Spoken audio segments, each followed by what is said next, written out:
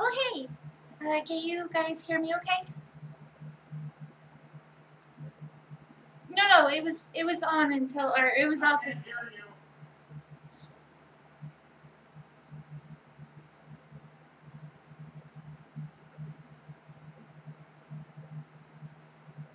Oh, okay, you can hear me then. Alright. I just had it off until people showed up. Oh, right, of course I can.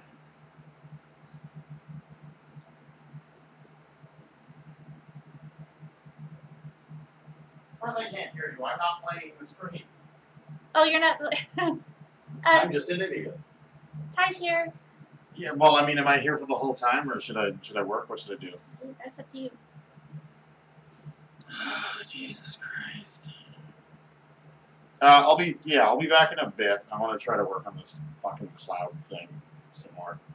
I need to figure out a simpler way to do clouds that isn't like, because I mean, I could figure out decent fully painted clouds by the end of the day, but that just doesn't work with Rising Sand. So I gotta find a middle ground that doesn't look like horrible cutouts in the sky.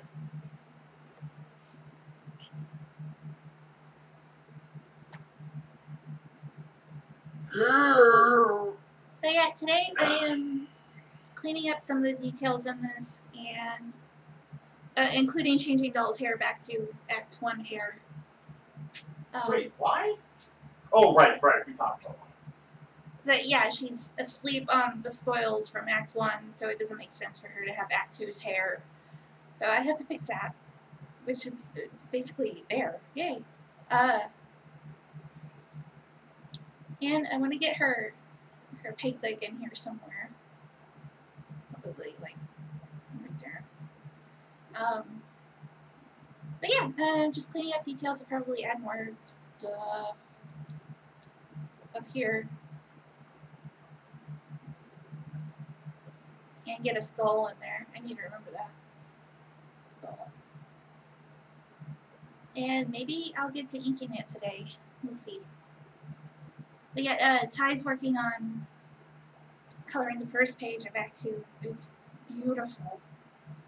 And it's a big establishing shot. I mean, you guys have seen the pencils, so there's a whole lot of sky. So he's trying to figure out a way of doing clouds a little bit different than how we were doing them in Act 1, but without, adding more work.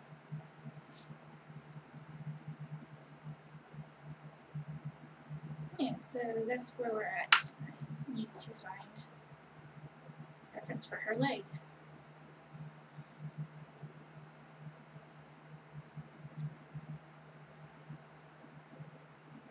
No,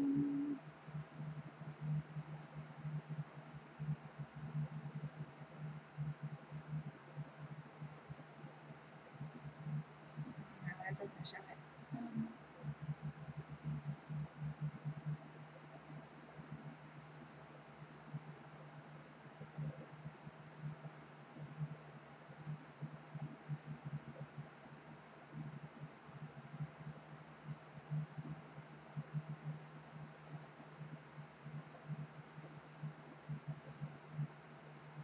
There's the inks for one of the wallpapers that's in the digital pack for the book. I'm not sure you guys have seen like the whole piece.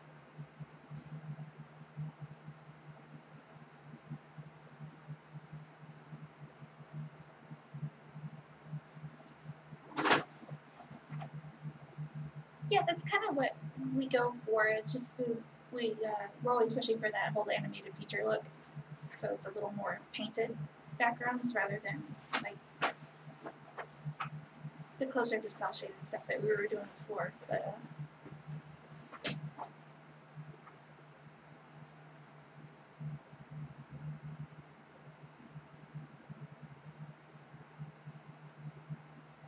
oh, there's Ty in the chat. Okay.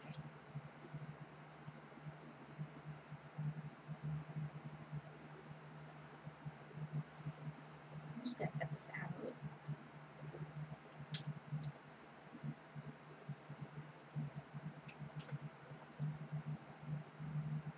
Yay.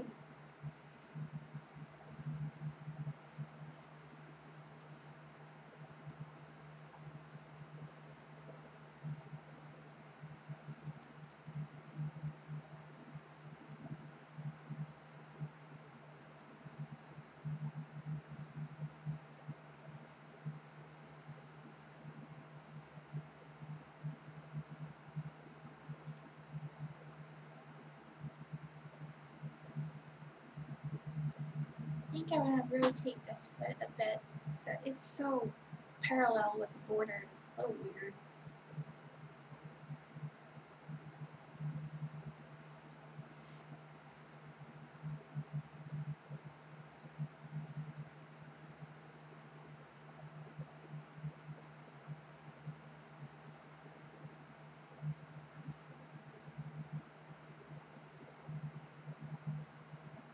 Yeah, maybe I should just drop the whole leg.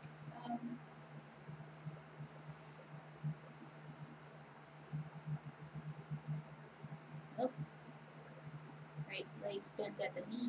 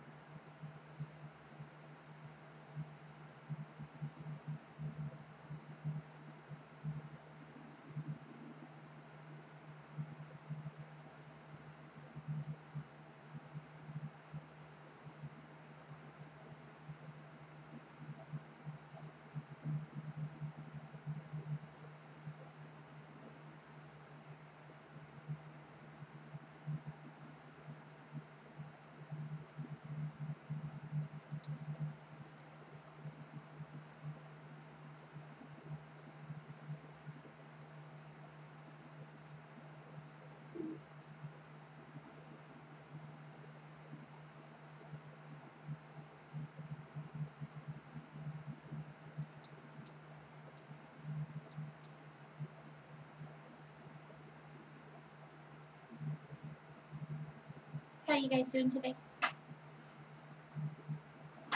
How's your weekend? Oh, hey, Rob.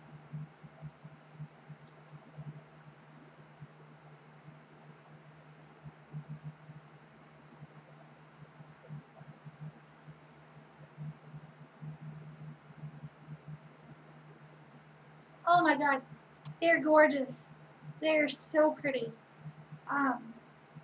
We had, I mean, we haven't gone through every box because there's 9 of them, but we popped a couple of them open, and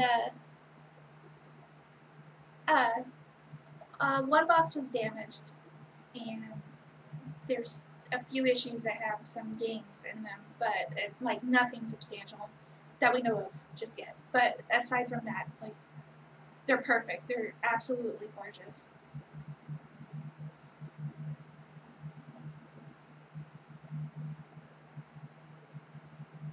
Get to start mailing those out soon.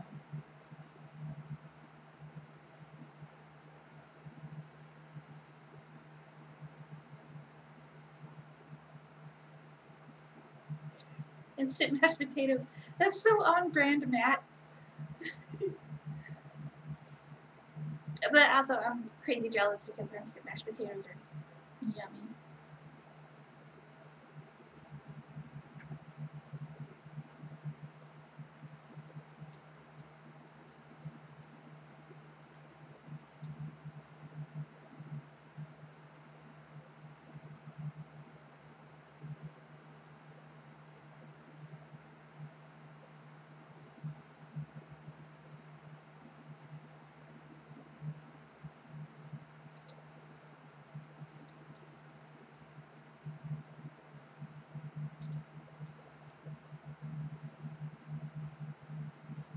Okay, I think I've got something I can build on later. Yeah.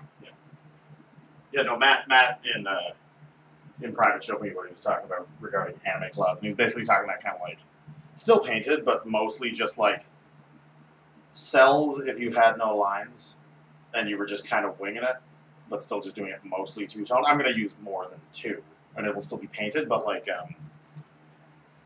I think I can do it. There's this brush in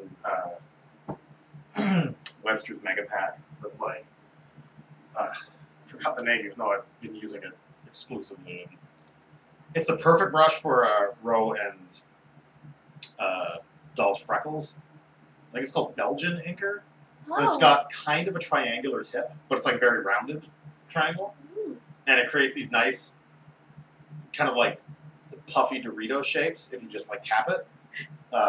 So the when you're making like thick blobs with it, it makes a really nice, pleasing shape with a really nice sense of spontaneity to the result. I'm pretty sure something's happening with tilts too, like to I was gonna determine the ask. position of the Dorito, but like I haven't really figured it out, and I kind of don't want to because I like the uncertainty of what exactly the shape is going to look like. I think that would lend well to doing clouds, honestly. Well, I haven't figured out how to use the tilt brushes well. tilt is a weird, unless it replicates what the tilt would do in real life. Tilt control is a fucking nightmare. I hate it.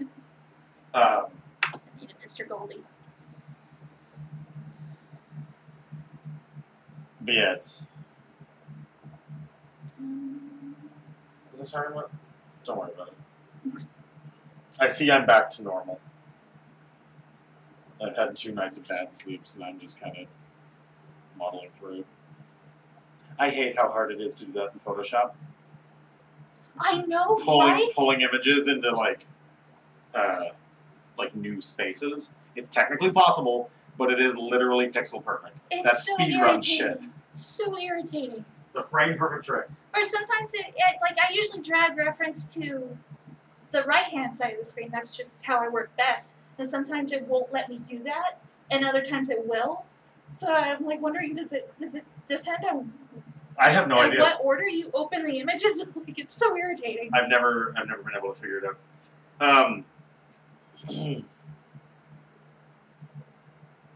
Oh man, I could go for instant mashed potatoes. Fuck. Right? Matt's got the right idea. That'd be so good. Oh yeah.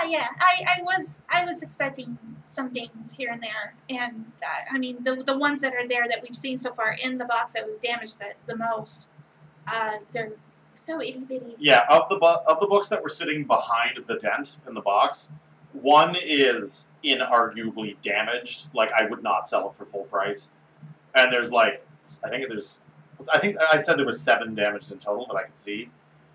The other 6 are like we could probably get away with full price. Like it's this tiny little bit of a not even a dent, like kind of like you can tell something brushed against one little spot on the bottom of the front cover.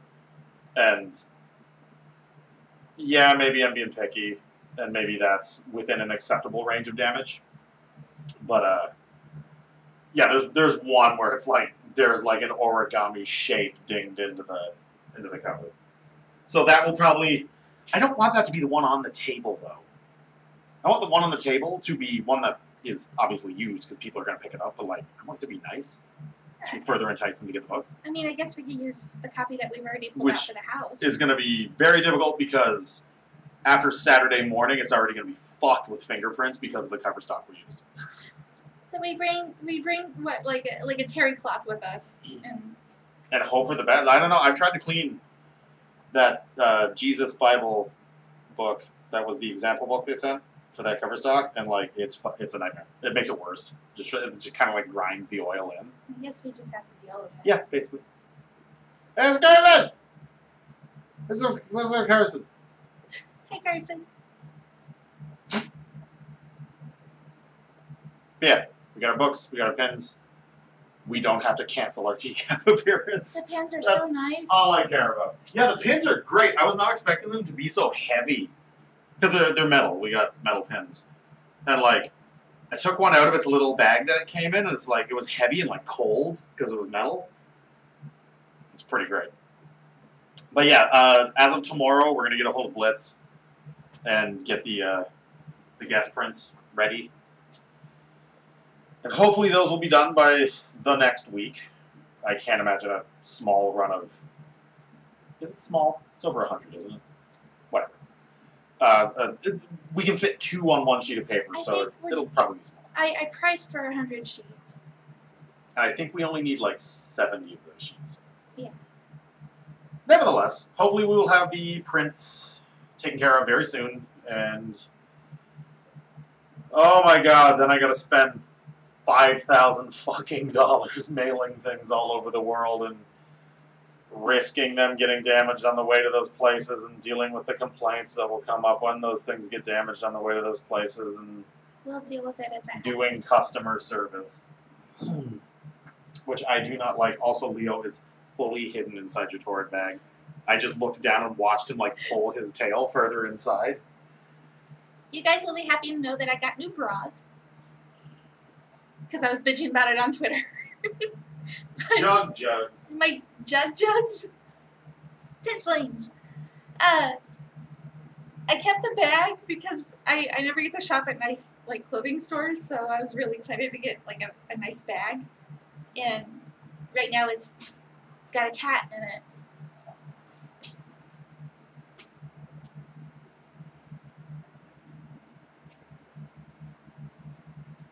This is a little small, maybe. Who gives a shit? No, that's about good. Can you pull out? I think it's a little small. Well, I think because it's Mr. Goldie and due to perspective, yeah, maybe he'd be a tiny different. But I would finish drawing it first and then just blow it up.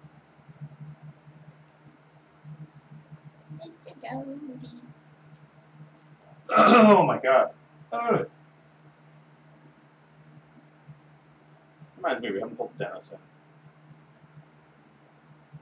Yeah. That's a good item. Yeah, Matt, also to your point on Discord, yeah, Gradient Map is No. is a good tool. I don't know if that's going to work here because I'm still. My plan is to still kind of do something painted, but to do it within a limited range. So like, figure out the dark, figure out the light, and a couple of shades in between, and just kind of like using a semi-transparent brush, just color sampling and going back and forth and back and forth. And so like, kind of like, it's almost like a painterly version of, I guess, hatching. And you're just, because like if you have like black and white and you blob a 50% of 50% gray onto the line, you're going to get 25% gray and 75% gray, and then you sample those and you plot those down, and then you sample in between those, and you plot, and eventually you kind of get this like painted but not look. And I think that's how the clouds are going to be done. I just started doing it before coming back in here, and it looks, it's going to need some finessing, but now is the time to do that, so we don't have wonky-looking pages down the road.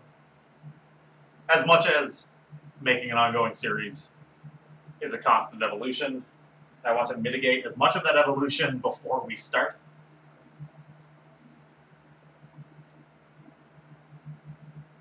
But I want to get better at limited palettes. I think it's a really great tool for drama's sake, and I'm terrible at it. I'm excellent at kind of natural lighting, and I think especially with what's already going on in Act 2, I'm better at it than I ever have been. Of just, like characters standing around in reasonably realistic looking lighting with nice scene appropriate colored shadows and whatnot. But like, yeah, if it was something like, oh, you have a palette of like 5 blues and you got to figure it out, it's like I have no fucking idea. I don't know. I would like to get good at that too. I was working on it a few years back with my Prismacolors, and I just stopped doing it when February ended. In Well, I mean, and working digitally, there's even less of an excuse. Yeah. Oh, you know what? Gradient map. If I color normally, and we assume that I got the contrast reasonably okay, I might be able to finagle something with a gradient map. But yeah, you know where it would work? This page, like the first page of Act 2, the panel with 3 hells in it, would be nice if it was limited palette. Yeah.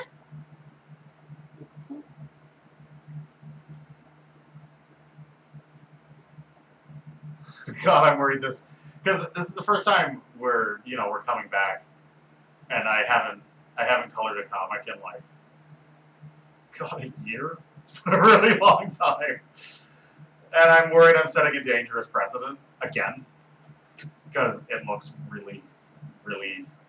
I hope I haven't gone too far. I've definitely reined some things in. I refuse to use a second layer. If a character is zoomed out to a certain point, it's like, okay, no more second layer of shadows. For super close-ups, it makes sense to have a second layer of shadow just to give it that little extra bit of, I was going to say HD, but that's not correct. Sure. But, Your pillow's too big. what was I talking about? Refusing to use. Oh yeah, as soon as you can see even like their entire bust, it's like no more second layer shadows. Because I mean, if my goal is animated features very rarely have a second shadow layer. It's usually just light and dark. The end.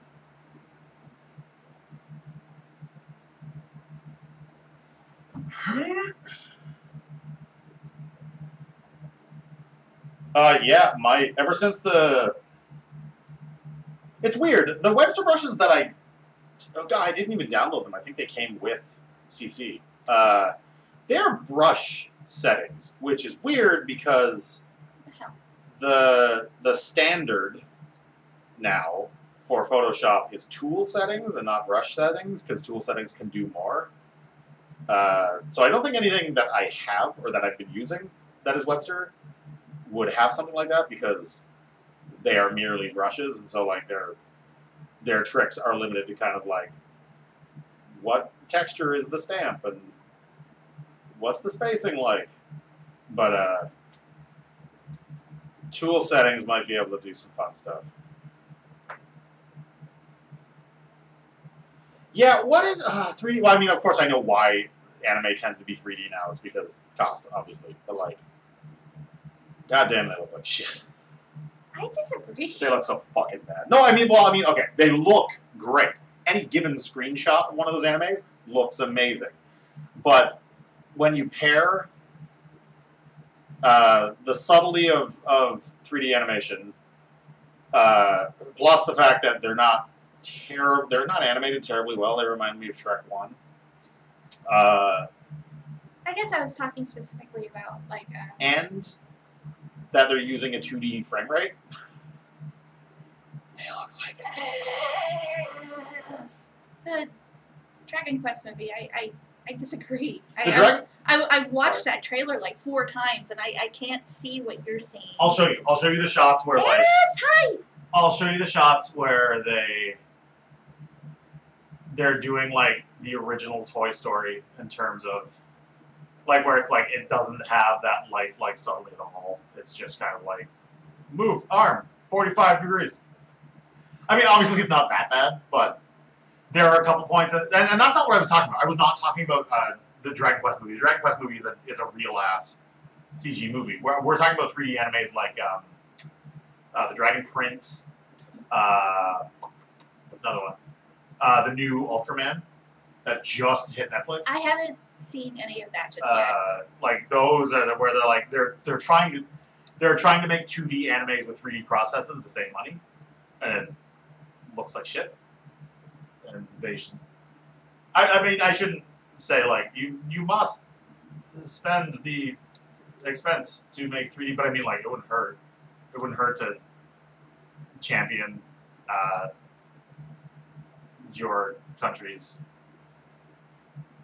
most globally appealing art form.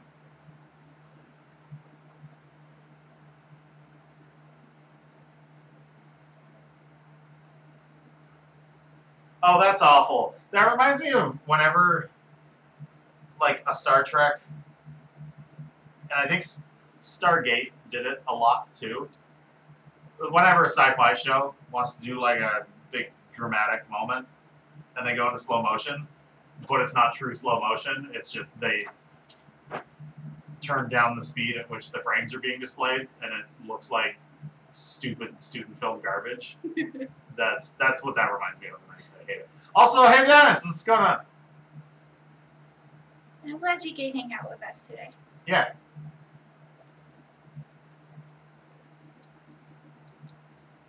Yeah, if you're first of all, like if you're gonna go with the lower frame rate on your 3D pretending to be 2D animation, just fucking pick one. If you're gonna go 24, just keep 24. Or 12 for that. I thought animation was 12. It's 24. No, it's 24, but each frame is shot twice. shot twice. Yeah. Right?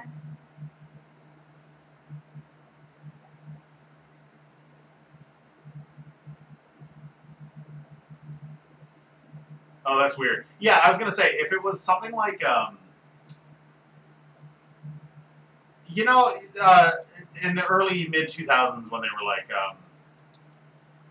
Futurama and Invader Zim would do that thing where like vehicles were CG, but the animation was not, and you could always tell because the vehicles were so much smoother. Yeah. The animation of the vehicles was so much smoother than the surrounding animation, which it didn't look terribly bad really because yeah, it was consistent. Like that was just the policy of like, okay, vehicles are 3D and they move a little better. So if Ultraman was like, okay, the robot fight scenes are going to be in glorious 60 frames per second, but like the character animation will be in 24, like I think we could get our head around that.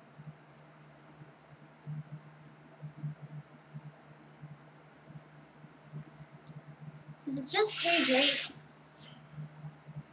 that has like shipping stamps? Pardon me? Does this have? Oh, it does. Okay. Where? Like, it just. Oh yeah, there's logos and stuff on wood. Kevin Doll's door is another one. Right. It's actually the same text that's on the pizza shop in the second panel down there. Yeah, right there. Okay.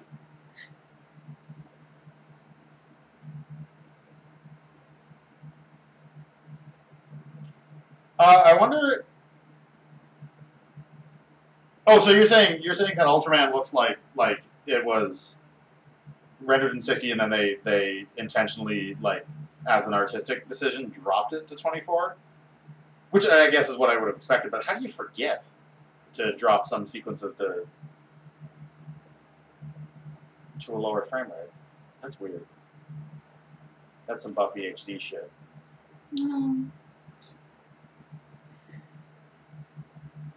What do you want? Leah is being fat at me. Yeah, you better have that.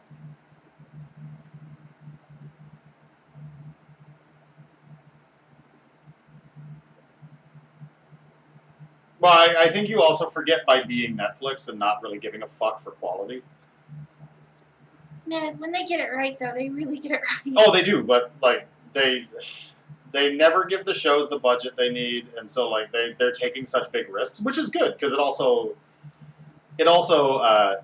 keeps the creativity flowing. It allows them to try more things, but Whoa, what did I? Oh, that's for The- boot. Okay. the problem is that it really it might be too big a risk, I guess.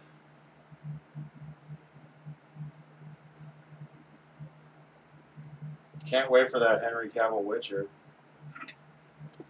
I feel like after that backlash, I would hope they're gonna go back and spend more than $15.99 on a wig.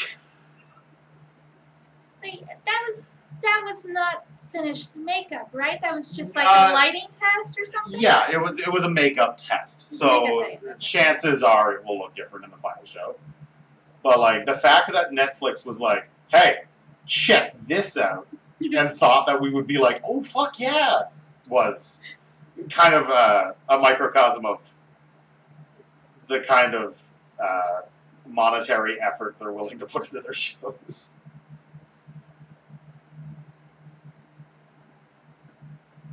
Live action Cowboy Bebop, yeah. The cast they got is great, though. Yeah, the cast Yeah. is pretty cool. Except for they're casting a husky as a felony rather than a corgi. Isn't the dog a Shiba?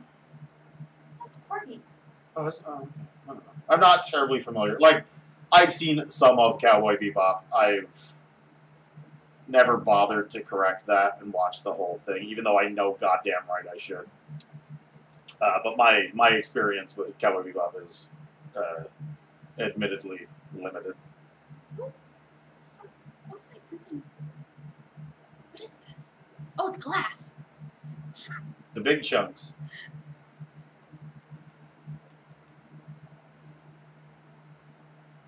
Past me was like, you'll understand what this is.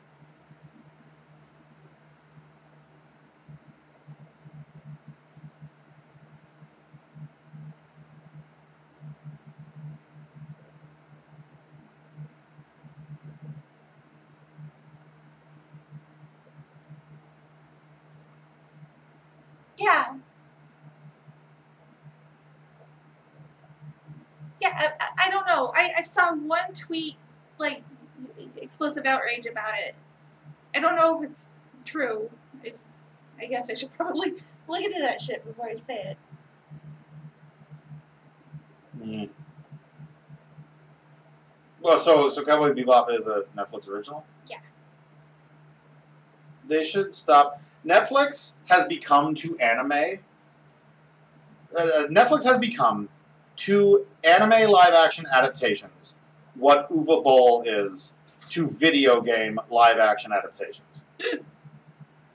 Whereas, like, they buy up all the licenses as quick as they can and make stupid garbage out of it.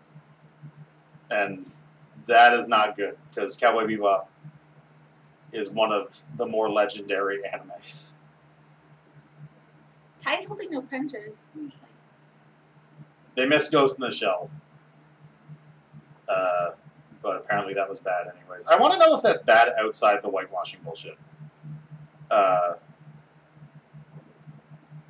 Because it looks really nice.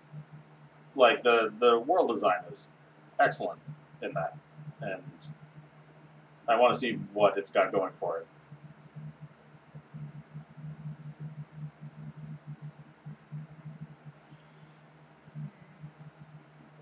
Also, apparently Alita's good, so we should see that. I'd be down. Never read the anime. My experience was in high school when I would trawl Sunrise Records for the animes that said they had nudity in them. Alita was one of those. I think. No, maybe I just got it because it said it had gore in it. And I was like, yeah. And it's excellent. It's good. Yeah, that's because movies don't have creative directors anymore, apparently. They just kind of stopped in 2011-ish. And they're just like, let's just, don't compose those shots. Don't worry about it. We'll just color grade it blue.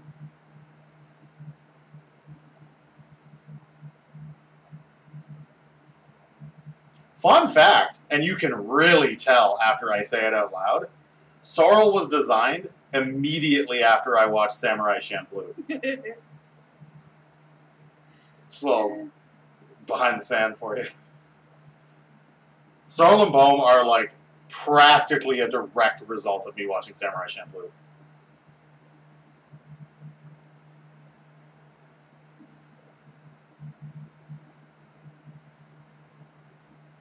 I am a terrible person for having never finished that series. It's not good. Like of course, the animation and shit it's phenomenal. But like, The story sucks fucking ass, like really hard. It's so bad. I wanted my time back because the ending was so bad. But it's a treat to watch. It's really, really nice. I would love an art book.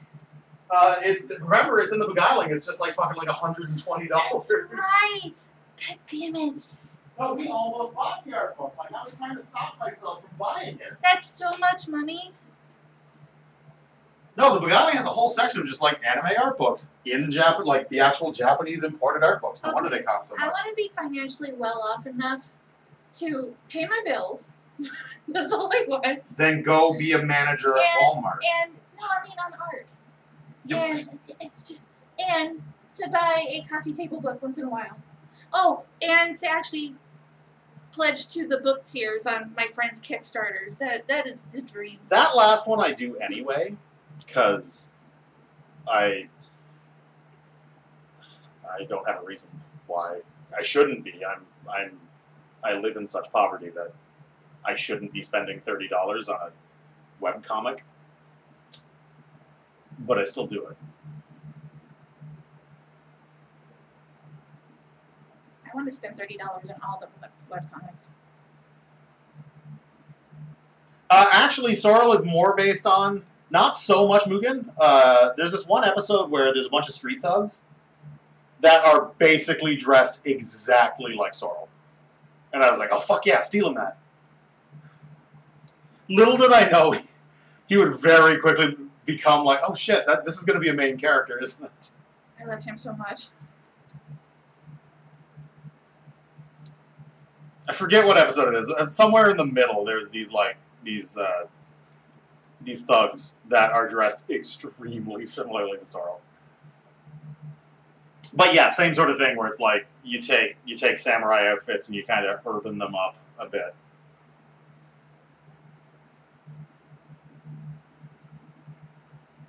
Cap's got like a little treasure box. I should put that in there somewhere. Yeah, in this house we literally have one bookshelf, so most of our books are either in boxes or just kind of laying in stacks. All our books are out. Here and there. That's all of them? Yeah. Because we also have the comic books. I have some books that are just kind of sitting around. And we've already run out of space because I've got more golden books. Which I spent some time reading for the last couple nights. And my nostalgia meter is off the charts because it's like shit I remember from when I was 1 and 2 and 3 years old. And it's just blowing my goddamn mind. Reading them now as an adult, I was saying to Jen, I remember the stories being a little more engaging and complex than they've turned out to be. But it does make me want to write a children's book, even though I don't know if I'd be good at that. Because, like, do I have the ability to get down to the writing level required for that? Like, am I able to write, like, and then the puppy saw a kite. The kite was red. Puppy loved the kite. Then puppy barked at the kite. I guess I do, like, now that I say it out loud. But, like, a lot of golden books go nowhere. A lot of the... I read Tootle the other night. That's one of, like, the like, God tier, or, like, original golden books from, like, the 40s.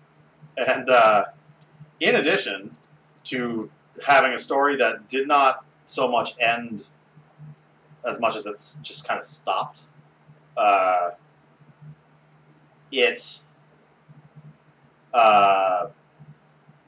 the messaging was like, your life will only turn out perfectly if, like, it was literally stay on the rails. It was about a train. It was literally stay on the rails no matter what. That is practically verbatim. Which is odd messaging for a young children's book. I mean, it makes sense in the context of the fact that it was written in, like, 1944, but, like, oh boy. They probably shouldn't advertise that one as much now. No. Well, I mean, I'm kind of writing something like that already in the form of this webcomic. I kind of have a children's book idea that is extremely nihilistic like that, but like it's trying to be fun about it. Like I do have an idea for a kid's book that is like extremely bleak and nothing matters and existence is random and love doesn't actually exist. But it's like, Thanks. but it's like super. It's fun and like everything rhymes and it's. I've been having trouble coming up with the perfect design for like the character who, for I guess we'll call it the audience avatar. It's like, it's kind of like a cross between like a skull and a turret robot from Portal. Perfect. And I'm trying to make it. I'm trying to make it like really really. It's difficult when you're trying to develop a character that's just like a super simple, almost just shape, to make it like really really unique and expressive and whatnot. I'm having some trouble getting it to where I want it, but the working title so far is The Color of Nothing. By the way, did I ever tell you that? That's amazing. Yeah, that's the name of my children's book. That's the working title of my children's book. Oh, that's not.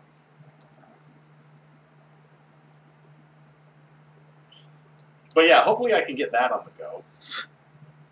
And I would love to print it like exactly like a Golden Book, with like tiny square hardcover. Can you call it a hardcover when it's just like fucking cardboard, the way little Golden Books are? Yeah. Tiny little hardcover, like with probably like a foil spine. It'll be great. Oh, not to abruptly switch gears. No, that's exactly what I'm doing. Yeah, Monty News. We have not seen him. Yeah, something is still eating the food sometimes. I'm very worried at this point that it is raccoons and that they have just kind of driven Monty out of town. But like raccoons, they clean up. They eat everything. Yes, and often the food is completely cleaned up. Let me finish. However, anybody who owns cats knows how they eat. They leave kibble leavings, like slimy little kibble bits. And I found that in Monty's bowl like numerous times now. So I'm hoping if it's not Monty, then maybe it's Goat. We're feeding somebody who isn't a raccoon. I agree hope. with you, but I don't think that's enough evidence to say for sure that it is Monty or another cat over a raccoon. Fucking raccoons. Because as ravenous as raccoons are, like, God forbid they leave behind a kibble. It might happen. But there does seem to be a distinct difference between the nights when there's kibbles left in the bowl and the nights when like it looks like somebody literally licked it clean. Yeah.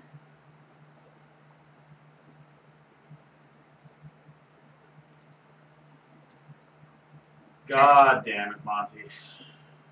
It's not his fault. The fucking raccoon showed up. I hate it.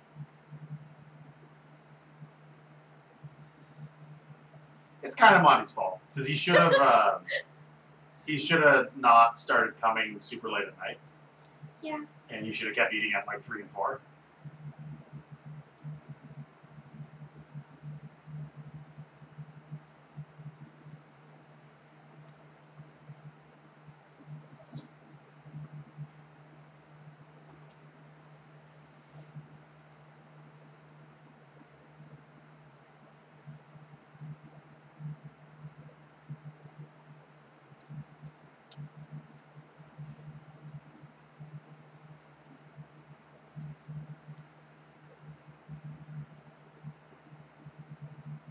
Oh, good news on my immigration bullshit.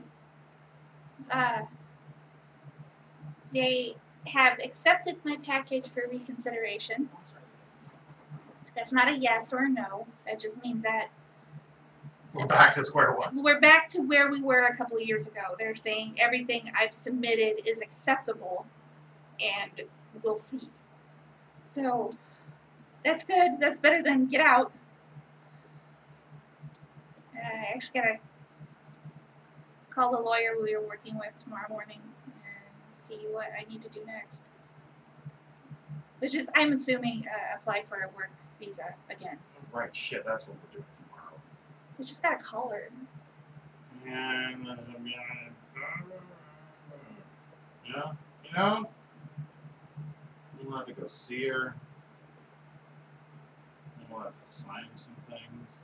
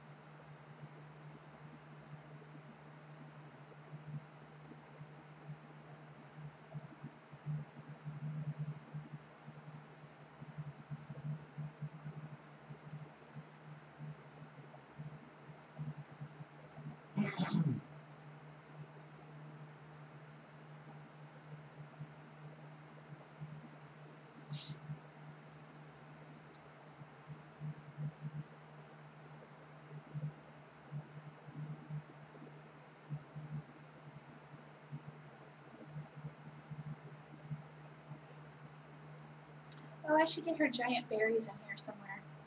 Berry goo. We gotta start getting those giant raisins into Raisin Sands.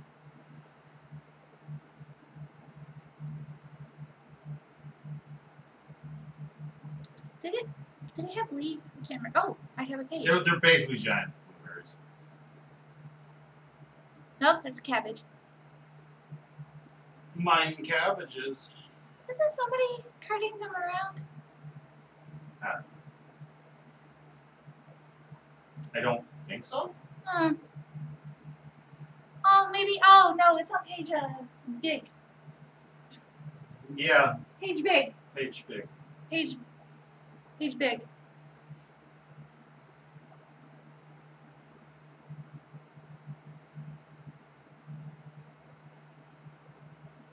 Page big.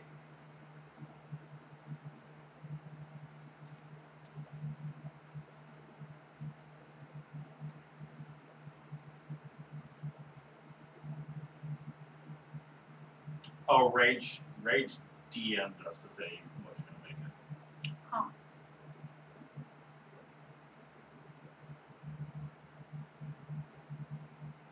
Unacceptable. Send it back to the Rage store. Yeah, we should get really angry. We should block him on social media. Would that be a cool prank? Just block a fan. Just block a huge fan. No, we'll keep him.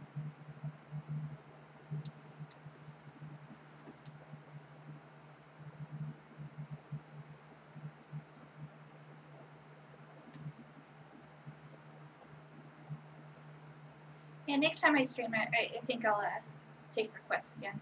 It's been a bit. Oh, wait, this. Oh, that's. Sorry, that's the game I'm talking about. Your Ding Dong Canada. My Ding Dong Adventure.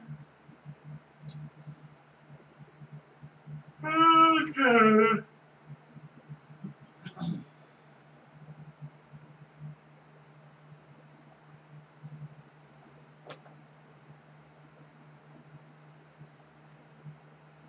Okay, I want to eat. Let's eat. Hit it.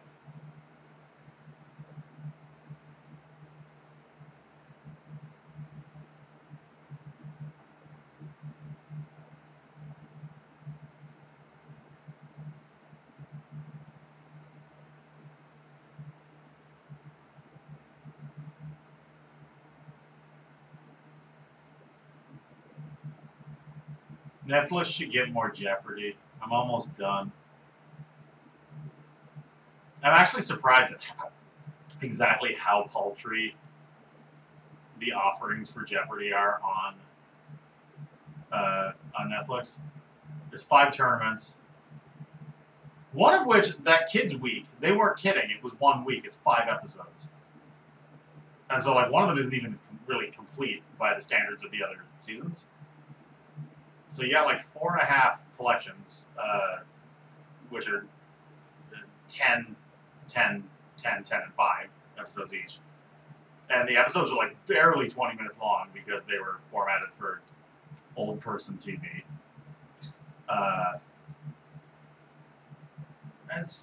And half of it is fucking children. So it's like super easy questions. Well, except when it gets to pop culture for the kids because we're old. And I'm like, who? I don't understand who all these music people are. I knew my dinosaurs though. But like, I did the math, and though I am famously bad at math, I think we lost Dennis again. It only says 3 now. Aw. Talking about? Yeah, I did the math last night, and there should be approximately 7,500 episodes of Jeopardy. Put a couple more on there. Like, you don't have to give us Ken. That's fine. Whatever. I'm sure Jeopardy's gonna make his own fucking streaming service. And you can say Ken for that, but like, just give me some more. Trebek is such a pleasant man. I want to watch Ken Jennings again. That was It's nice to hear him being like a fun grandpa and pretending to care about the lives of the contestants. reminding them how much they suck. Thanks, Trebek. I love how matter of fact he is, and part of it is because like they are super pressed for time for the entire show. Yeah. Like they are against a freaking clock to make it to the next commercial break. So like part of what comes off as like his bizarre shortness is just because it's a race against time, but like it's so funny to hear him just be like, well, you didn't make it. So long. Like that's all he'll say on the map. Like just the way he speaks about everything is just so like, we gotta get through this. No time. Well, it's like, well, your score sucks, but you get to go first next round. Yeah, stuff like that. And like, there's no time to think about what he just said or anything because like they're just off in the commercial break. And Jeopardy is such an ingrained part of all of our childhoods, except for probably Carson. That, well, I assume he grew up with more options for entertainment than we did. But like Jeopardy is such an ingrained part of like all of our childhoods that like when Trebek says, "Yeah, we're gonna go to a commercial break," I still have not gotten used to there not being a commercial break. Like Jeopardy is one of those things where like for almost 20 years. It was like, all right, they play Jeopardy for 30 seconds, and then there's 3 minutes of commercials. And, like, just absolutely flabbergasted not to see some, like, local news shit breaking up the Jeopardy.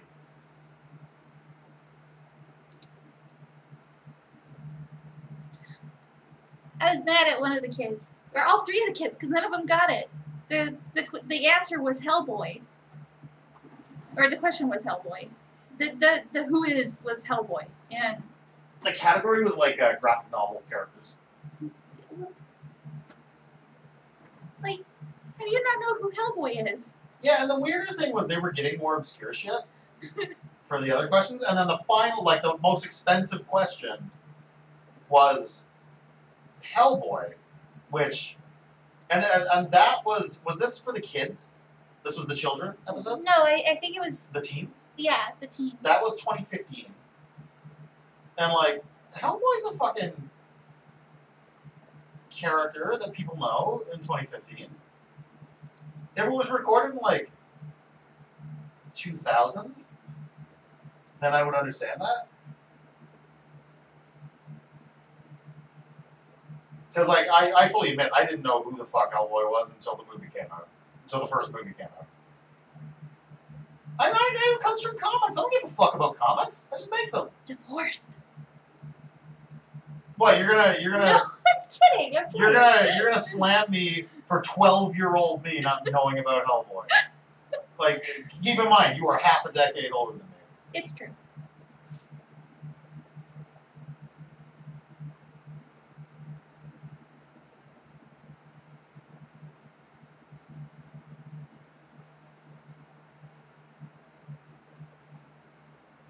Yeah, no, the ones that have like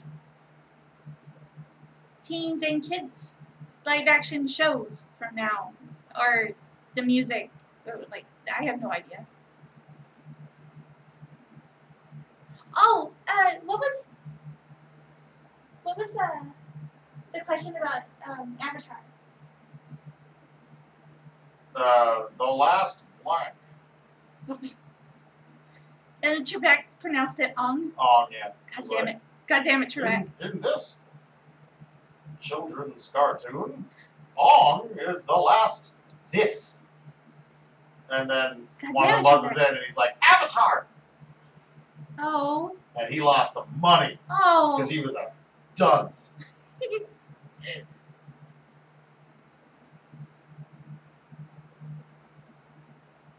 Oh. Matt says one of his younger friends from school just discovered 6 degrees of Kevin Bacon, and it makes him feel old. Oh, yeah. I have a Jeopardy story for this. I'm watching the Teachers Tournament, which is the last quote-unquote season of Jeopardy on Netflix. And they brought up, and I guess Trebek has never heard of 6 Degrees of Kevin Bacon, For real? because he was doing the thing where he talks to the contestants after the first commercial break, and he's like, so Josh, you're a teacher from blah blah blah, and you have a special thing that you do with your class. What's that? And the teacher, looking all self-satisfied, was like, well, I do this thing where I can connect anyone to Kevin Bacon in 3 movies or less. And Trebek was like, oh, do me. And so Trebek was in, I forget, it was a comedy though. Like, I'm guessing he had a cameo role in something. And he was in, and you were in this movie with this actor, and this actor was in with that actor, and then the Kevin Bacon. And Trebek was like, thank you for including me. Okay, back to the board. And I was like, guys, you know 6 Degrees of Kevin Bacon is like, that's an actual thing, right? And this isn't a thing that this guy made up. It was very strange. Like, I'm pretty sure it has its own Wikipedia page. Oh, surely. Yeah. You know it should have its own wiki page? The Bean Game. That's my game with Sean Bean. The Bean Game? Yeah. Can we talk about this? We have, and you told me I was stupid. Like, okay, if Sean I like it already. If Sean Bean is in a movie, you have to make a pun using the word bean. So, like in National Treasure, he's at the beginning of the movie. He's on ice in the snow, so he's a chili bean. The best one I've ever done was lima bean, and my friend at the time told me I was reaching. In The Island, Sean Bean's in that, and there's a character whose real name is Lima. It's spelled Lima, so lima bean. That does not deserve its own Wikipedia page. I'm amazing. Okay. No, it's not about Sean Bean dying and everything. He doesn't die in everything. Yeah, but those movies in which he does not die, he emotionally dies. Yeah, Because Silent Hill is the only one I can think of. no, National Treasure. He goes to prison at the end. No, that doesn't count. He doesn't give a shit about going to prison. He'll just keep doing crimes in prison. And Pixels. Because Sean Bean is unfortunately in Pixels. That's right. He plays like that British general. Ew. And I think he gets. Does he get like pixeled or whatever they call that in the movie, and then come back at the end? Or I don't think he does. I think he just. I think we were waiting for that. I think he just stays alive, and that's why I'm having trouble processing it. Not a good movie. Yeah, Pixels is a fucking horrid movie. Like, holy shit.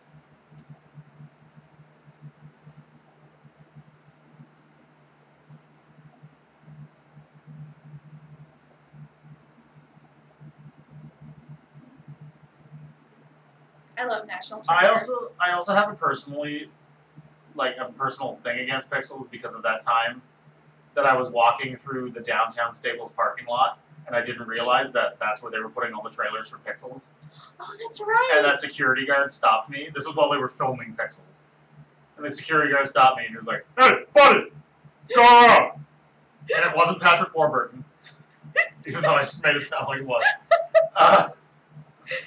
And I was thinking to myself, I was like, "Did you just call me buddy, you stupid piece of crap?" So I was like, I'm going to hate this movie. And also it was an Adam Sandler movie about exploiting video game properties, so I was going to hate the movie anyways. And then I saw it, and it's one of the worst movies I've ever seen. It's not good. I can not say good. with reasonable confidence it is one of the worst movies I've ever seen in my life. Come on, doll's hair. It was also the first thing I remember Josh Gad being in. So my expectations of Josh Gad as an actor are fantastically low. Because he is incredibly unfunny and a terrible actor in that movie. The first thing I saw him in was 21, and I actually really like his character in What's that. 21? Oh, that card movie. That card movie. That Lawrence Fishburne is really good in. That he's like And super that- scary and amazing in. And that Kevin Spacey is really good in. But whenever Kevin Spacey is good in a movie for just being himself, that almost shouldn't count. Yeah. Pretty sure he just played himself. Like whenever he's one of those like smarmy Kevin Spacey types, it's like, oh, you didn't even have to act for this. And now that we know he's a pedophile piece of shit, it's just like, now I really don't like the real Kevin Spacey, so it's like, if I'm going to ever watch a movie with Kevin Spacey in it again, he better be trying something. It sucks, too, because, like, Men Who Stare at Goats. Oh, right. That's a fucking great movie, but it's just Kevin Spacey playing himself in that movie again. It sucks, and that makes the movie retroactively kind of shit.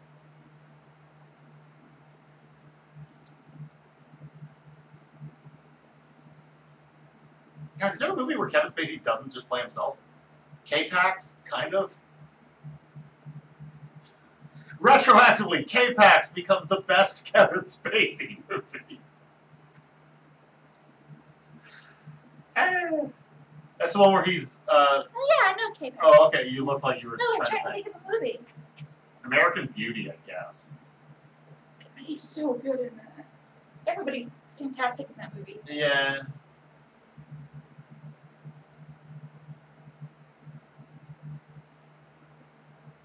Good thing he wasn't in Space Jam.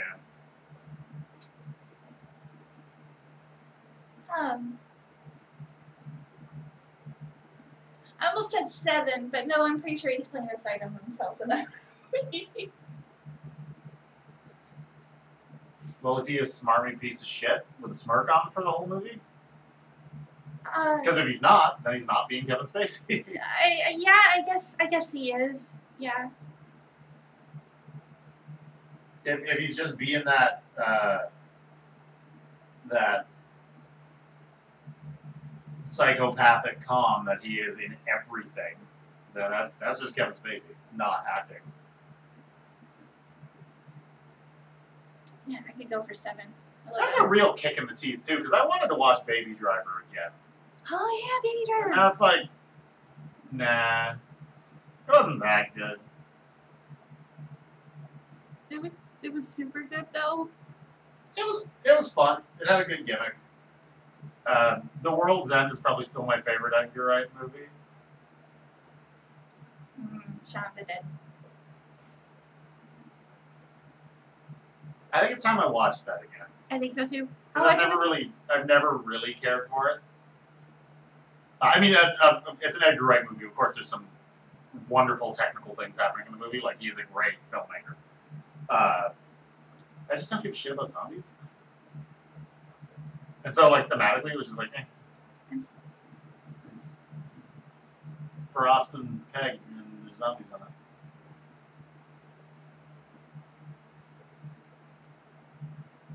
Oh, gosh. Probably read the chat more often. Yeah, Hot Fuzz is wonderful. Yeah, Hot Fuzz is good too.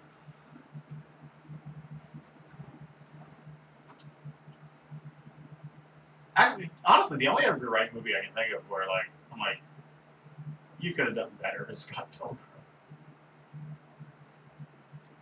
That movie fizzles the fuck out after Superman shows up. I wanted to like it, but like whichever Culkin that is playing his roommate is great. Yep. That's like the best part of the movie. And it's fun seeing Toronto actually being Toronto. Is that Rory Culkin? No. I don't remember which one it is. But like the tension in that movie is very, very strange because like there's just so much drama in like vegan boyfriend, and then after that, like very little in the movie tops that. So like it does this weird plateau where like the stakes feel so high, and that's just kind of all right. Are they gonna go higher than that? They don't really, or it doesn't feel like they do, because he already fought like a glowing god man with laser eyes. So it's kind of like, oh, all right. I guess this is the climax. Halfway through the movie, I love my favorite thing in that whole movie is I think it's when he defeats the first boyfriend and they explode into coins, and Michael Cera sheepishly says, "Oh, cool, coins." And like he's just like picking change off the ground. That I lost my shit at that line.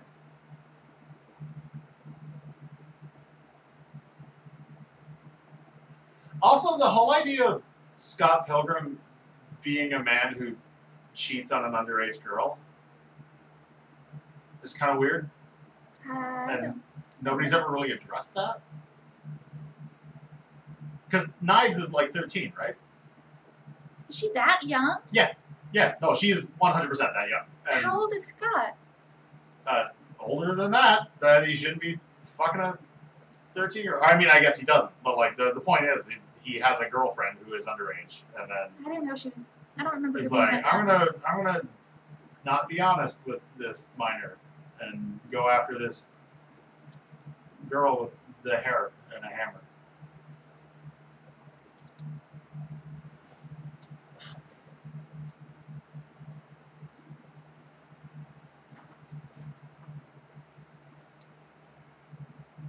Oh, was the comic not done when the movie was made? I thought the comic was done in that because if I remember correctly, the final volume wasn't out, but it was completed such that O'Malley was able to give Edgar the lowdown on how it ends.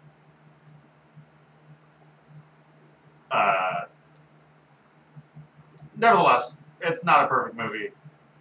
I also don't really care for the comic. Influential though it may be for so many other comics. I had a really hard time with him on DA. Brian Lee O'Malley? Yeah. Why?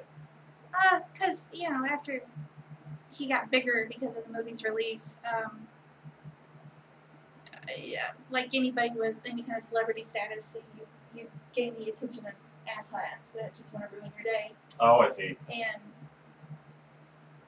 And for anybody not aware, I worked for DA for about a decade doing customer service. So my job was to answer harassment reports. And he would report these people for trolling him. And it was rarely to the degree that I needed to step in.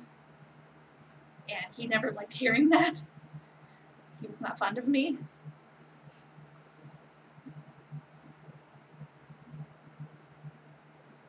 I think he ended up leaving VA. Good man. Has he? This is probably a stupid, naive question because I'm sure the answer is yes. Has he done anything since Scott Pilgrim? Oh, sure he has. I don't know. Oh.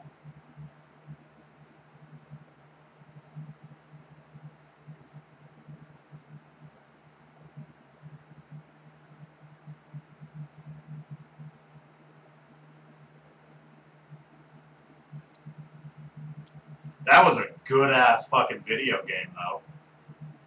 That you can't buy anymore, anywhere, on anything.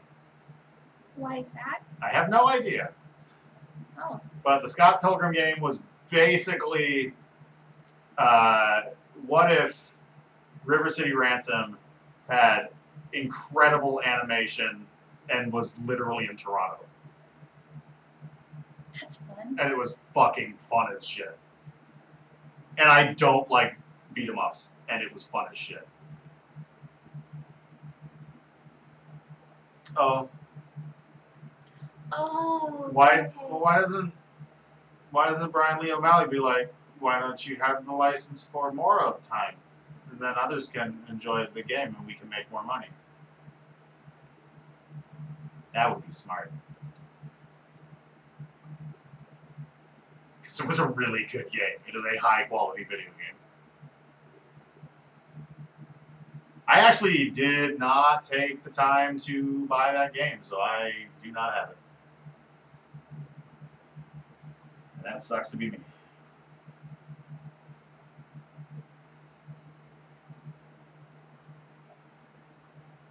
Does the store still exist? I mean, I know that Scott Pilgrim wouldn't be on the store anymore, but like, does the store still exist? Can you successfully like log on and browse store things on the 360?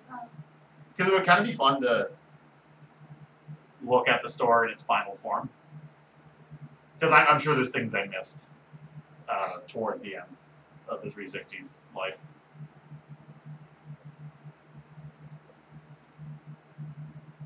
I really, really liked the 360 store.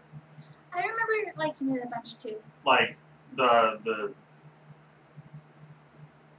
whole idea of, you know, whatever you have absolutely must have a demo. And so like there was always, you know, a way to try out what you were buying, and just like it was really cool. It really fostered, you know, giving things a try that you might not otherwise. And I found a lot of really, really cool small-time games that don't seem to be on the frigging Switch store. And that sucks. I love that the Switch has such a variety of shit. Loathe though I do the shovelware. The thing is, a lot of the like micro, bizarre-ass games that were on Xbox Live Arcade were like super good. Like, Yeah. that's where One Finger Death Punch started out. Oh, those games by that guy who had that weird 3D version of Snake that was like weird. It's hard to explain. His games were like so fucked up. It was such Thai shit. Matt probably knows what I'm talking about. There was this developer. There was one guy whose developer name I forget, but he made these tiny little games that were like so alien, and very much in the style of the original Bitch Rip, in the way that they were like obscure and pretentious. But like it was so up my alley. I fucking love that guy's stuff. And like that kind of stuff doesn't seem to be on the Switch store. It just seems to be it's either AAA, I guess we could say AA, like bigger indie games, and like dead ass garbage. Like stuff that nobody in their right mind would ever buy. Is what the Switch has. And that's very strange. Like the ones that are in the store for $1.30. Yeah, like Plague forever. Road. Like Plague Road. I'm calling out Plague Road. Which uses the store to always be at the top of a list. That list being the great deals list. Because they pretend it's a $20 game and that it's always on sale for like 97%. So it just sits there at the top of the great deals list. Which is weird because it's kind of self-owned. Because it's like, hey, look at this brutally shitty video game I made. Forever. So that's kind of weird. I love cheese. You get cheese? She didn't get up, but she made the, like, pet me now noise. Oh, Colby.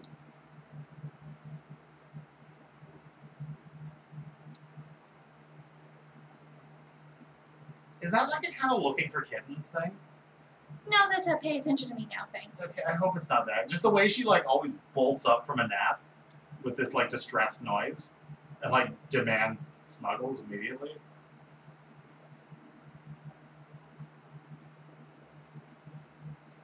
Yeah, Colby was a rescue cat a few years back. My mom was working at a vet clinic, and a friend of hers brought in Colby and her litter, and they had all been poisoned by somebody living in that neighborhood, and Colby was the only one that survived. So she gets very distressed whenever there's kitten sounds. I feel bad when I accidentally play, like, a little video on Twitter, and it's a kitten, and, like, I can't stop the video in time, or, like, mute it in time. Yeah.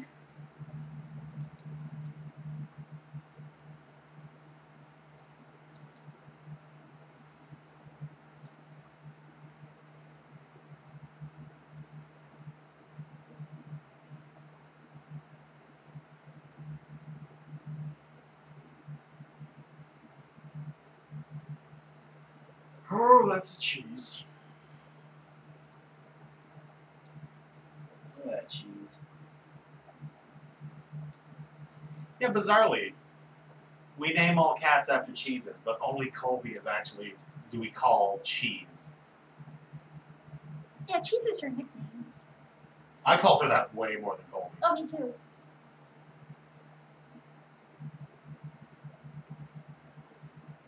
Does she recognize that as a name? Like, does she respond to that like she does Colby? She seems to. I think it's more the way I say it, though. Oh yeah, no, I say it where it's barely the word cheese.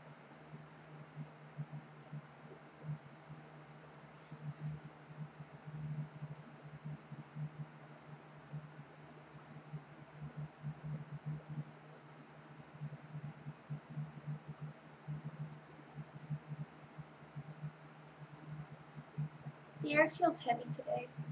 Yeah, it looks a little moist. Mm-hmm. Presumably as a result of her poisoning, Colby kind of exists in a permanent state of seizure. Kind of forever. It's really bizarre.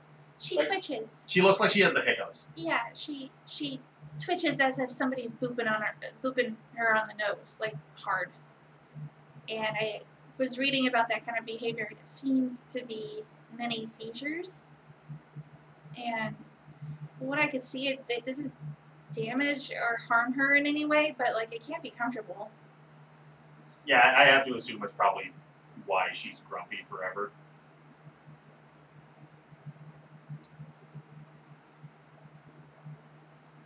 That, and if she was poisoned, there's no telling what kind of other abuse she suffered earlier in life. I mean, she was a wild cat, so there's probably that too. And she's just outdoor cat.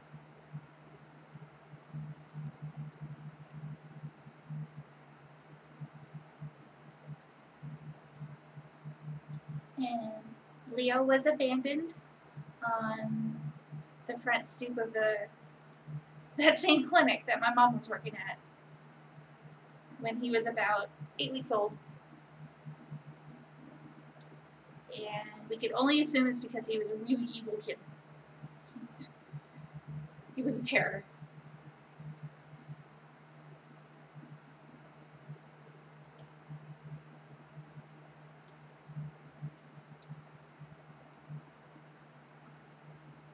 Candace posted a video of Pumpkin walking around their carpet. Yeah, Pumpkin. By walking, I mean more like standing and just kind of hopping a little bit.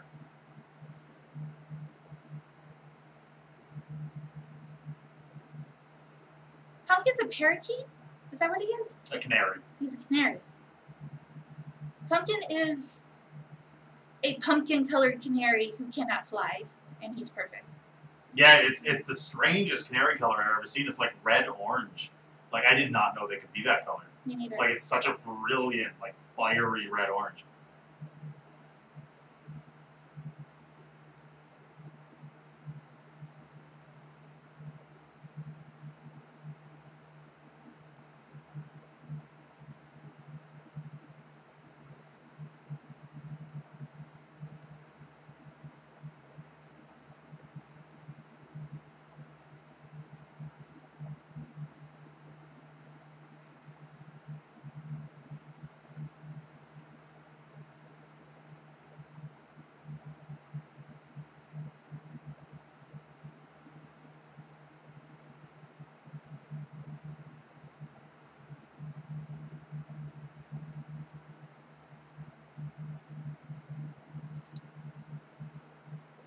Oh my god.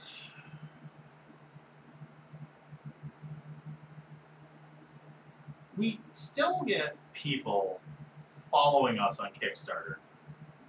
Why? Oh, I guess they would still get my updates, right? They'd get your updates, and if we ever submitted another campaign. Oh, yeah, good point. I never even considered that. I noticed that when most people like fulfill their Kickstarters, they're like, if you missed it, you can go here Right. to buy the copies. No, but I never even considered, like, next time we start a Kickstarter, presumably it will ding everybody. That's good stuff. And you can buy all our other damn books.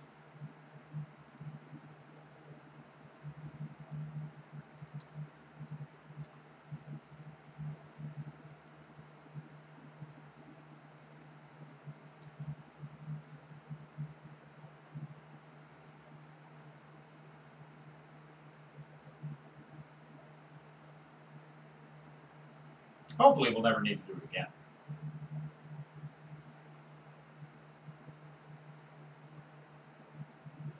But should we, we're quite a bit more prepared now.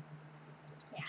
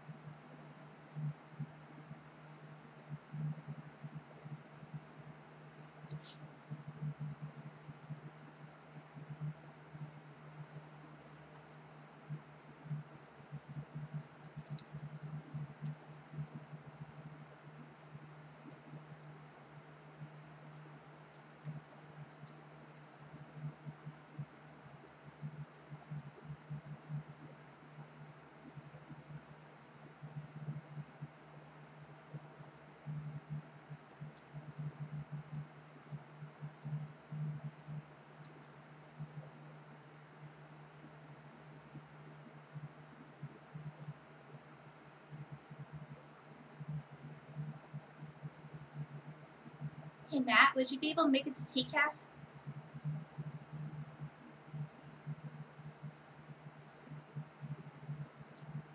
Don't forget, we no longer have a couch to sleep on. Oh yeah, we only have chairs now.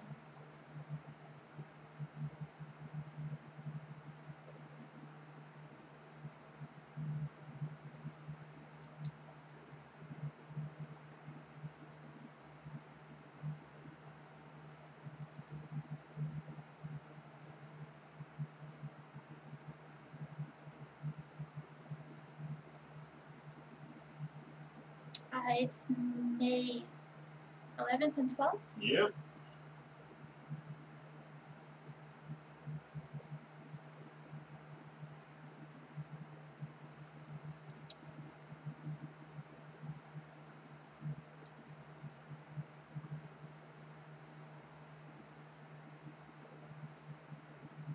It'd be nice to see you. Oh, speak for yourself.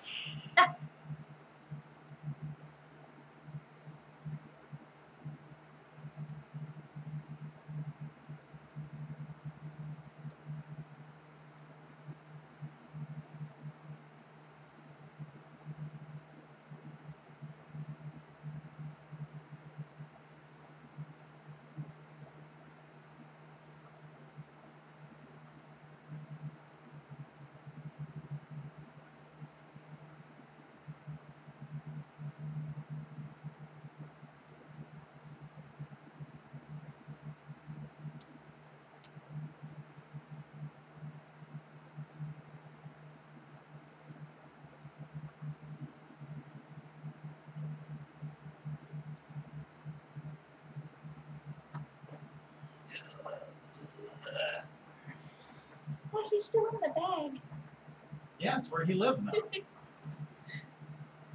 I know, right, Guillaume? I super hope that we hear from them with our table numbers soon, because it's kind of driving me crazy not to know.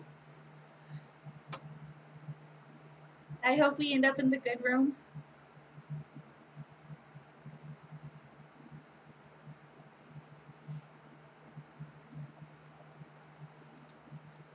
We could be table neighbors. That'd be cool. Who knows?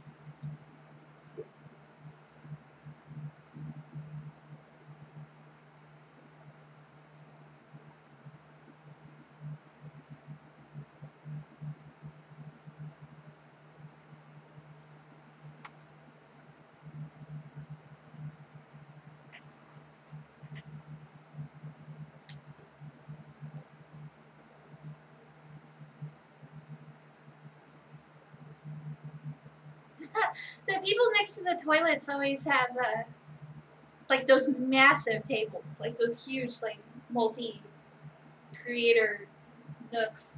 Yeah. I don't know where the other bathrooms are.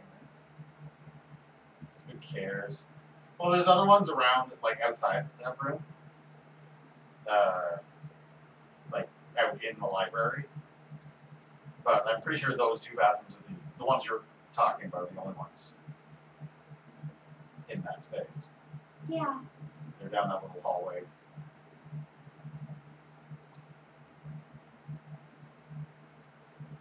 Yeah, based on where I've seen our colleagues, like the way it's laid out, it's always the same sort of flavor. And so we'll either be on that wall where Eve was a couple years ago, or we'll be in the middle ring. If that's assuming we're in that room. Yeah. Because the other wall doesn't seem to be webcomics, it seems to be more established book-y kind of people. Yeah. Like the wall with the windows. Yeah.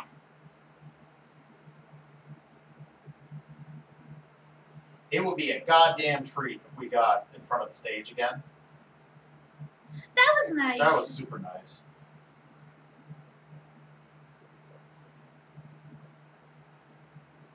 A couple of years ago when we were hanging out with Mary, Drugs and Wires, Mary, she was right in front of the stage, so we were able to just sit on the stage.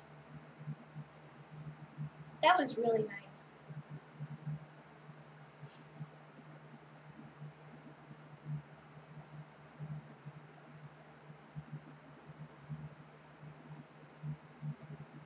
That's cute. That's turning out cute. It's making me sleepy. That must be very not comfortable. She's a kid. They can sleep anywhere. It is a superpower.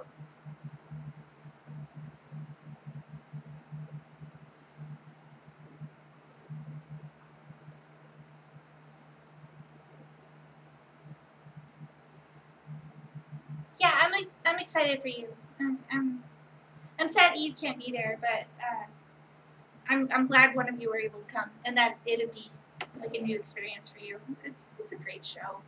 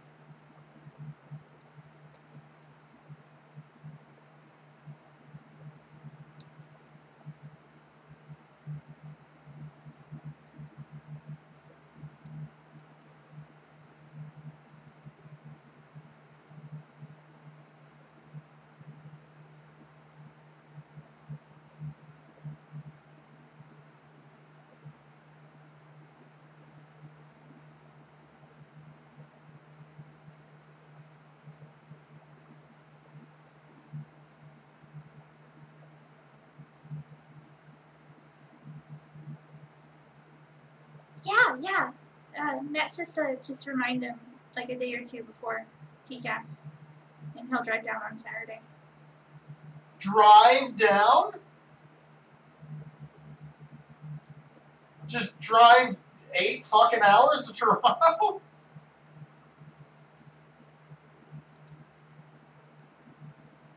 QMAT being like, oh, it's more like 7. I thought it was closer to 6. The point is, it's a fucking trip. Oh, It's 3.5. Jesus Christ, are you driving a train? I thought it was much farther away than that. I thought so too. Cool. Fuck it, yeah. Get over here. It's 8 hours to get home. What? Oh, to get to Kingston. Which doesn't make sense because it only takes 2 hours to get from here to Kingston. Like, are you just taking, like, dirt roads?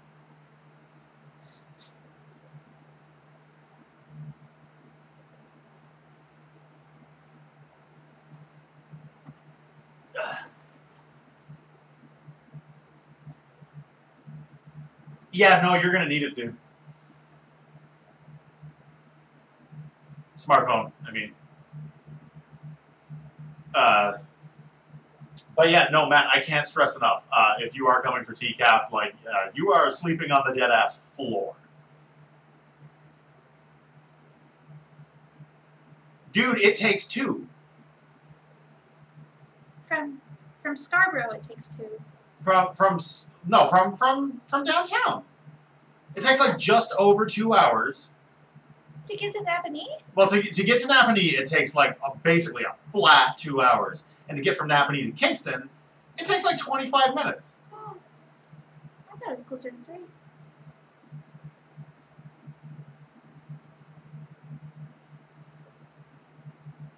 Well, yeah, if you're not taking the 401, maybe. But like, my parents do it all the time. My parents do it like every 2 weeks.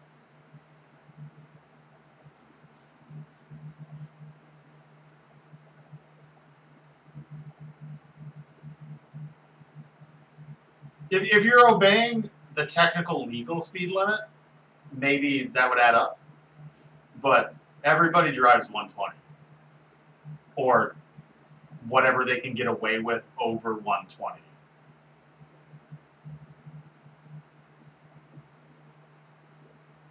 I don't know what that is in miles. But 120 is the unspoken speed limit of the 401. So I'm assuming that's like 70 miles an hour or 75.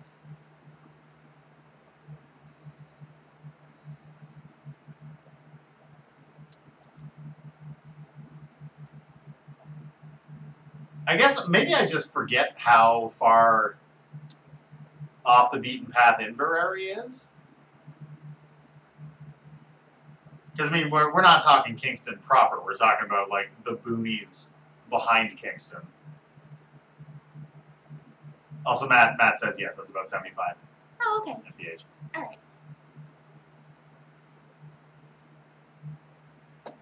You're going to have to learn your Canadian.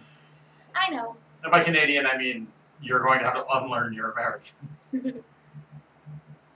Not like that country's going to be around in 50 years.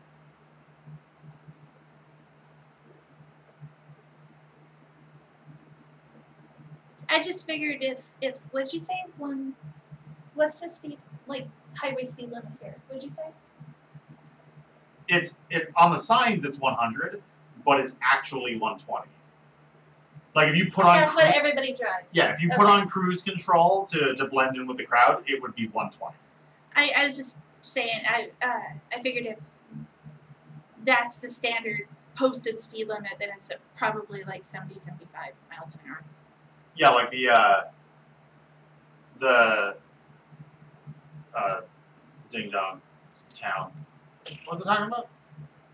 Yeah, the speed limit is like on the signs that it is printed the number 100, but like a cop will not stop you if you're going 120.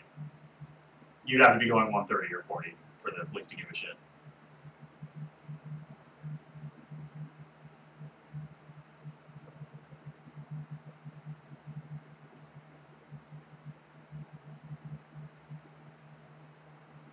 get pulled over for speeding?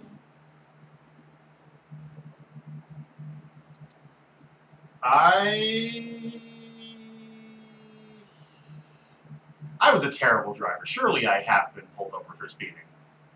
The only time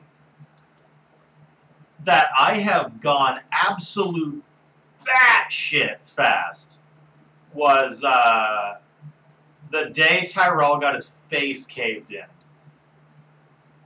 What? Somebody sucker punched him at school. Oh no. Like some white rapper piece of shit. Punched him for literally no reason. Jesus. Though it's Tyrell, so now I'm wondering if like maybe he said something. Because you can't trust anything that he says. So anyways, he was punched. And there was enough witnesses that we can confirm that he was definitely punched by some hip-hop fuck. And so his face was asymmetrical, like his cheekbone was gone. Oh my Like god. he has a Kano plate, like in his face.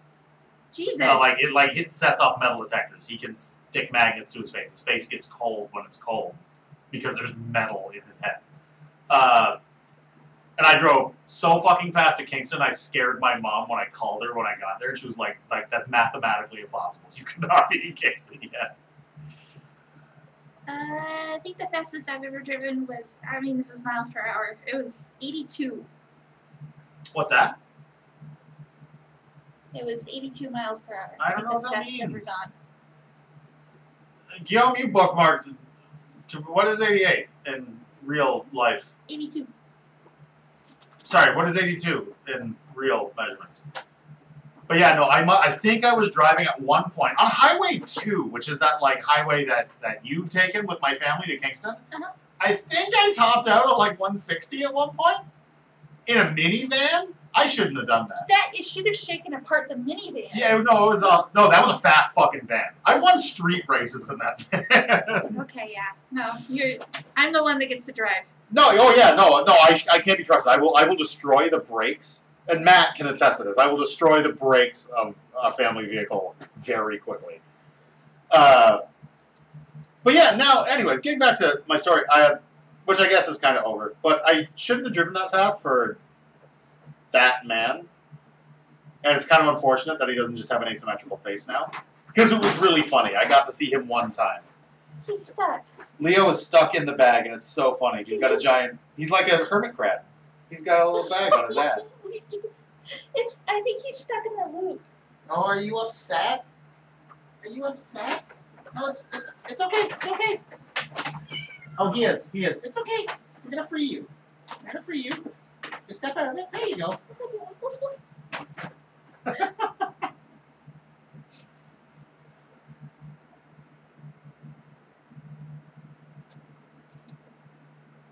You can trust nothing. Most of the highways in the Southwest are like 70, 75 miles per hour.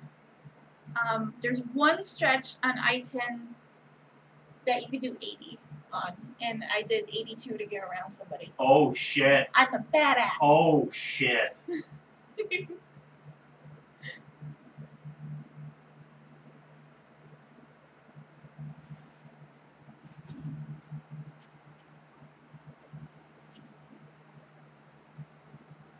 I did get a ticket once for, what was the reason? Unsafe speed resulting in an accident. What? What accident? I ran my car into a tree. Oh yeah, right. I rear-ended a lady in a rainstorm. I That's scary.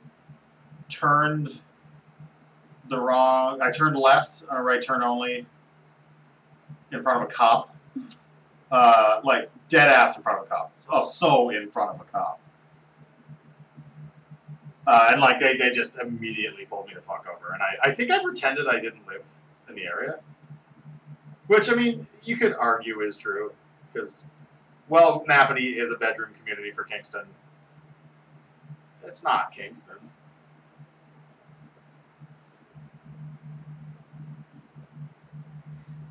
Well, the accident was she got injured against a tree. I was driving on a Texas road out in the middle of nowhere.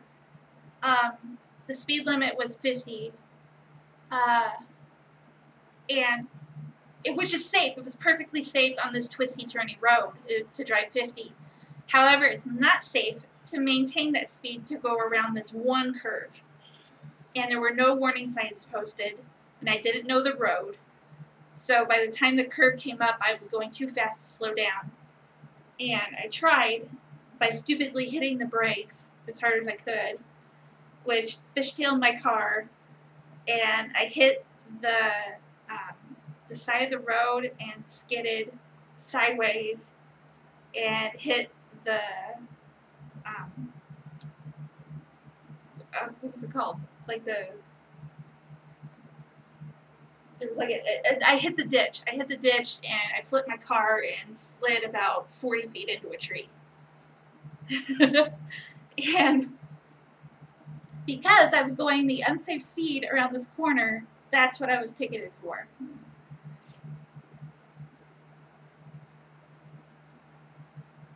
The tree that I hit had battle scars on it from other people not seeing the curve in this road and running into that tree. It's a hardy tree. It was hardcore. It was old and gnarly as shit. The dude who owned the property, whose fence I destroyed, I forgot about the fence, stopped pressing charges like 10 years earlier because people just kept running through his fence. And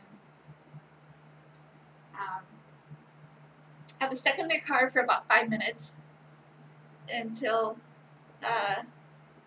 some older fellows in like this truck saw my skid marks on the road, and two dudes in like painter's men's suits, like overalls. They smelled like paint. They just came back from a job, pulled me out of my car like through the passenger window.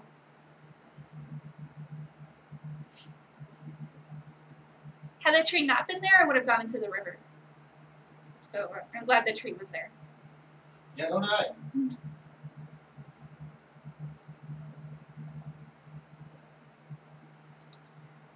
Fucked up my car though. That was a good car. It was an old car.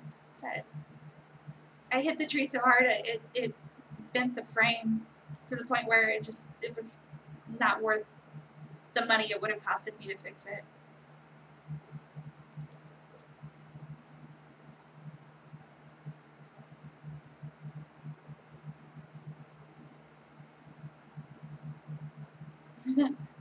Guillaume said Jin Wick, the new action movie.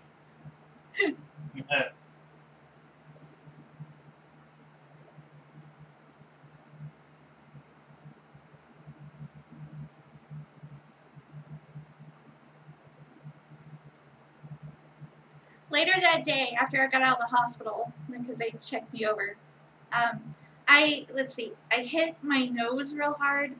I bit my tongue super hard. My seatbelt cut into my chest, so I had like a crazy scar for a while. It's since then faded. And I banged my knee. That was the worst of it. My glasses made it through, which was nice. But yeah, when I got out of the hospital that evening, I had tickets to go see Spider-Man. Wait, which Spider-Man? The first one. Hot. So I didn't miss that. I went right to the theater. Nothing like watching Spider-Man 1 in shock. I was okay.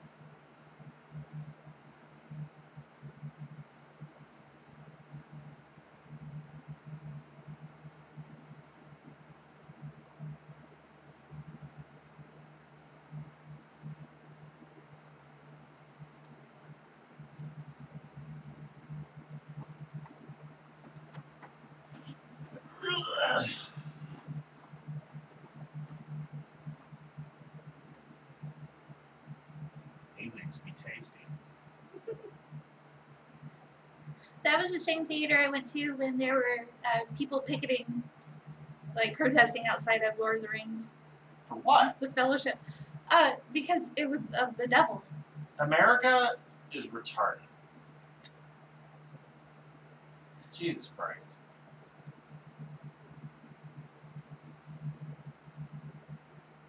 America just quit it. I actually had a really nice conversation with one of them. Like I got to school them on the fact that Tolkien was, very Christian.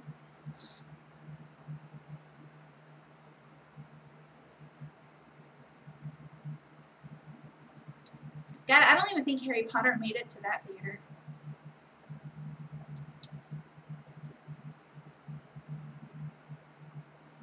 That is insane.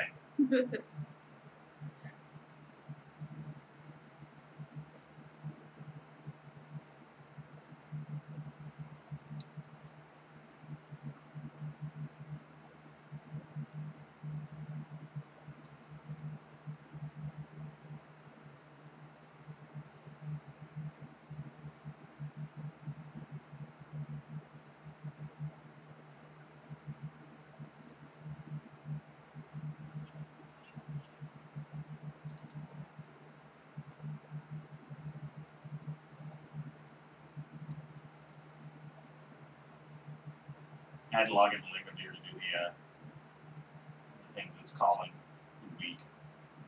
Just to at least get the credit for today. How many did you have? 2, Oh. including chopsticks are difficult to use, and town. I will say I'm really starting to remember more kanji than ever before. What's town again? Machi. Machi. And I got it wrong previously, specifically because I forgot the kanji.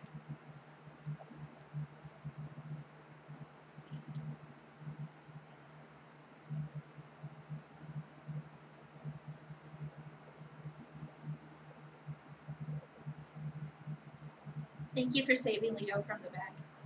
Oh yeah, no problem. He was funny though. I was worried he was twisted in it. Maybe you should get some thumbs. Maybe you should get some opposable thumbs. And you have weird little man hands. Maybe you'd be a better doctor.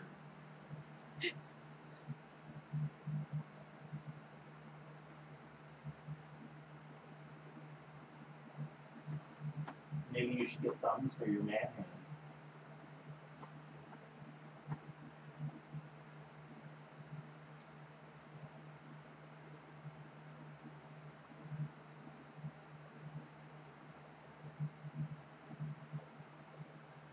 Such a weird bony tail.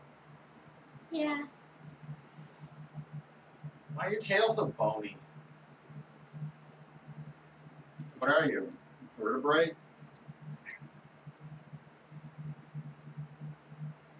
They gotta be so vertebral. Vertebral.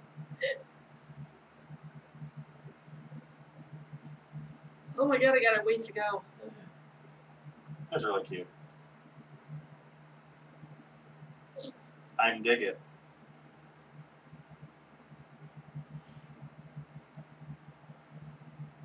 Okay, it's been about 2 hours. So I'm gonna go away now. God, I'm hungry. Make me a dad. I'm hungry. Make me scooter. Yeah, I'm probably just gonna make just like boring pasta. I don't want to go out with this. I'll go out tomorrow and I'll get us like some new veggies and stuff. Yeah, I'm trying to butter you up. Thanks, Guillaume. Don't encourage her. No, I must only be discouraged. Okay, yeah, this is a good time to wrap it up because my hands crank. If your hand is bothering you, you should take the rest of the day off. I'm so close to finishing that page. I don't give a fuck. I'm working on a massive overhead. It's not massive. It takes up a lot of the page. Overhead shot of a battle, and there's lots of little figures. it counted. It's roughly 75 people on the page, and about 50 of them are in that one panel. I wouldn't call it mad because it's not as big as say the bottom of page 37. Yeah, it's not. It just takes up a large space of the page, but there's lots of tiny figures on it, and it's been fun. But, you guys will see it later sometime. Okay, I'm going. Bye. Okay, bye. Okay, bye.